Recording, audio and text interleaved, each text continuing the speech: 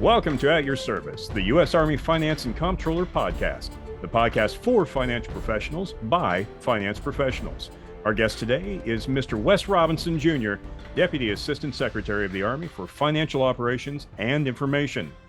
In this role, Mr. Robinson is responsible for the oversight and integration of all Army financial operations policies, procedures, programs, and financial information systems designed to maintain and improve the Army's financial accountability and financial stewardship. But he didn't just begin his career at the top. In fact, Mr. Robinson has a wholly unique outlook on the finance and comptroller community since he started out in 1991 as an E1 and has, over the years, worked his way up the finance ladder to now serve as a Tier 2 senior executive within ASA FM&C. Thank you for joining us today, sir. Thanks for having me. As I mentioned before, you actually started out in 1991. What made you want to join the Army in the first place? I think wanting to join the Army is I spent, a year in college after high school and, just didn't really know what I wanted to do when I grew up. So I needed a little bit of focus, and I had, grandfathers that served in World War II, my dad in Vietnam. So I wasn't, so the military was always, something in the back of my head. It was an idea. So, not really knowing or having that direction of what I wanted to major in and what I wanted to do, I decided I'd join the Army, join for a couple of years, get some money and go back to college, and, life would be good. And so after that, I headed down to the MEP station thinking, I had no idea I'd be in finance and comptroller, but, went down to the MEP station, wanted to, work on helicopters, took a test that said I was colorblind. So, hey, you can't do that. So they introduced, finance to me at the time. And, I had, family members that worked in banks and, an auditor in the Navy. So, hey, get numbers. Sounds like something I can do as a career when I got out. Didn't realize that finance was really about kind of those HR functions and helping out with pay issues and dispersing and travel and such. But got to know that later on in the middle of my career. I got a letter that said, hey, you can become, a mechanized infantryman or a 73 Delta, which was accounting. And little did I know that would change the trajectory of my career, because I ended up working in accounting over at then Fort Lewis, Washington, and really got a really good mentor, GS-12, that sat me down and really taught me about stand bins and accounting, unmatched transactions and ULOs and all those words that we know, and really took me under a wing technically to learn things. So I actually got to learn things and took that over, translated that over to the budget side as I got a budget job there and really just kind of took on and really, I think that's really where I saw the projection of my career go up, but just kind of learning in the office and having, actual responsibility, because a lot of times back in those days, the civilians didn't want to give a lot of responsibility to the soldiers because they would, head off to the field and training, all those things that they told me at the MEP station I wouldn't have to do if I joined finance.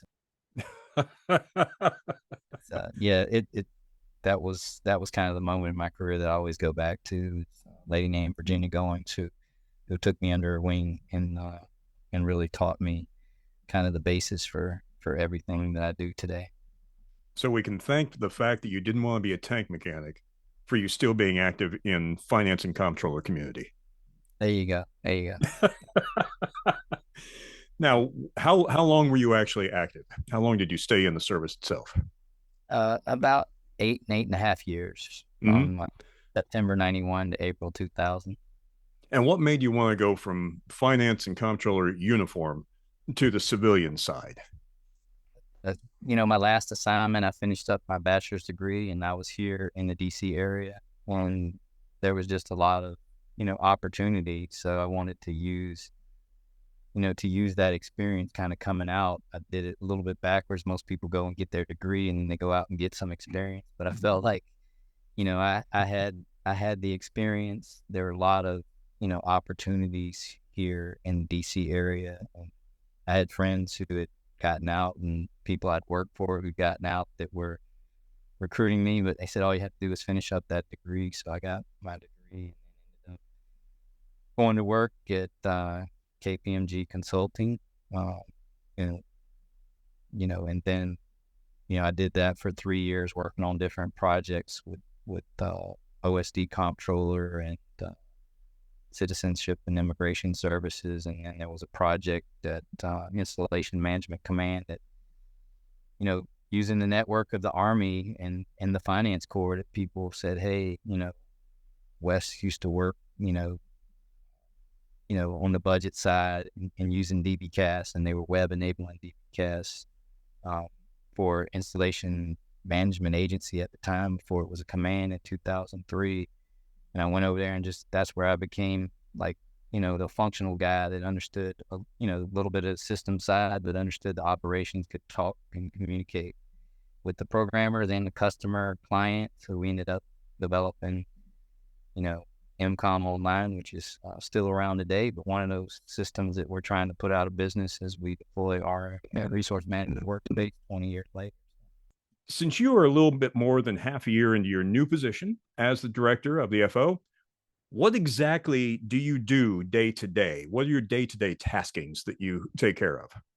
Yeah, I mean, day to day, the focus is definitely on audit, but obviously we've got, audit oversight of, the financial operations and, the systems across, the financial systems across the Army. So what we did over the first 6 months while I was in this position is, the team, when I first came on, they asked me, hey, what are your priorities? So we sat down over first 6 months and we looked through that. So really we came up with 4 main priorities, overarching in DASA FOI, that really talk to what we do, or what I have oversight of and do on a day-to-day basis, is really managing us, drive the Army, driving to sustainable auditability, and then enhancing the Army FM system environment, effectively managing, our FOI resources that we're given here to do our work, and then also elevating our workforce within FOI through training, guidance, and leadership. So when you talk to driving to sustainable auditability, what is that? It's really facilitating the audit roadmap and milestones, to all Army stakeholders for action and awareness. So we've developed a lot of governance boards, and we've been really successful this year, going after material weaknesses and downgrading 6 material weaknesses, which we'll get into as the audit report comes out. Then, design a risk-based approach to executing an integrated internal audit program across the Army. Also developing a comprehensive audit strategy that includes policy and financial reporting, support and sustainment activities from both civilian and uniformed personnel. Really working to drive that down to the ground, to, with uniformed personnel, and what their responsibilities are that contribute to audit. And then drive our service provider, which is our audit coach, accountability and governance. So we're working through that as well.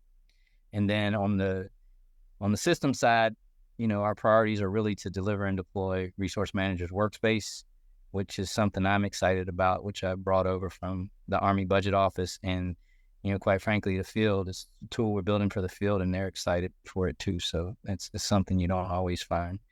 And then delivering and deploying EBSC's minimal viable capability release, which we've got 12 months to do that as well, since that contract was awarded in September. And then deliver a mature and sustainable FIM organization. FIM used to be a DASA, now it's a directorate under FOA. So continuing that transition and making sure that the folks in that organization understand and buy into what we're doing. And then really enabling a data-centric FM workforce that, through Aries, which is our environment in Advana that OSD hosts for us, as well as UOT and the Universal Transactions and Training. And, and then really just looking at our governance and how we manage our financial improvement and audit readiness contracts as we look at our, at how we're, driving our resources to get results. So, I think that covers, not just, what my priorities are, but where my focus is and where our efforts are and kind of day-to-day support and oversight and leadership in those areas. Well, it definitely keeps you busy from day to day up there. For sure. For sure. So you've done a few things, obviously outside the Army finance and comptroller community. What keeps pulling you back into working with the Army itself? Well, I think the mission, I mean, where else can you go where, you're a part of resourcing, you know, the Army and its mission, what's going on now, modernization, but being a part of that and supporting that. And now on this side with, coming from the Army budget office to this job, supporting the resourcing aspect of it. And now on this side, the financial operations and the systems that support, the actual acquisition and, implementation and use, of, all these systems and tools that the Army uses. So I think, it's always been about the mission and the people to me. I mean, the financial management community has been great to me. I've got a great network, knowing people, across the Army, just having been fortunate enough to be on projects like, implementing, GFIBs, the General Fund Enterprise Business System, and working with GCSS Army, just knowing people across the financial community that kind of, that I like working with and have built great relationships over the years. So, mission and people are very important to me. I think that, to me, that's what, pulls us all back into the Department of Defense and in the Army, especially. Now, because you got started in 1991 at the lowest level, you'll be able to speak to this. A young soldier just beginning his or her career at this point in time, especially in the finance and comptroller community, if you could give them one piece of advice that you wish you would have had when you were a young soldier, what would that piece of advice be for them?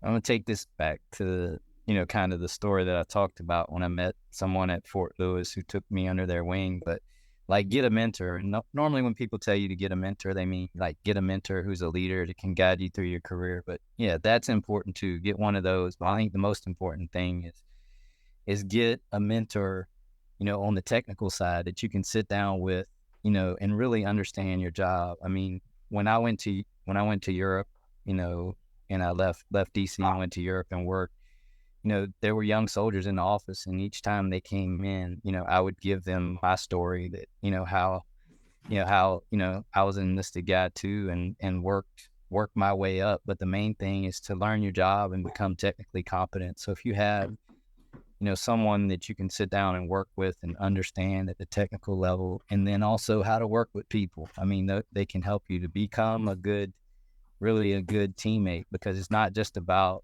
so many people come to me and they're great technical folks, but you also got to be able to work with people. So learn to, not just a technical side, but, and work well with others, because everything we do, in this community, you find out you're working cross-functional teams across the Army. So you really got to be able to not just, be technically sound at your craft, but, be able to work well with others and be a good teammate. Now, we've discussed your past. We've discussed what you're doing now. That only leaves the future. What do you see as the most important aspect of the future of Army finance and comptroller community? I think overall, I'm going to take maybe a different perspective than others might say, but continue. I think one of the most important aspects for the future of the Army finance and comptroller community is continue to provide operational value.